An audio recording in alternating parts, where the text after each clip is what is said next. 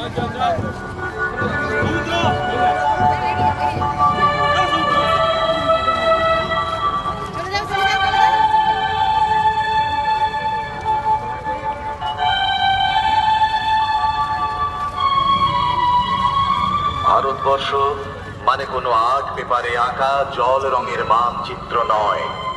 ভারতবর্ষ মানে শুধু হর্ষবর্ধন কিংবা বাবরের বিজয় বার্তা নয়। ভারতবর্ষ মানে বিজয় সিংহের সিংহল জয়ের ফ্যাসিস্ট গৌরব গাথা নয়।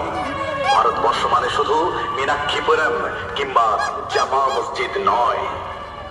ভারতবর্ষ মানে এক ভালোবাসা, আমার, তোমার, শব্দের, সঙ্গীতের, জীবনের, আকাশের, মাটির।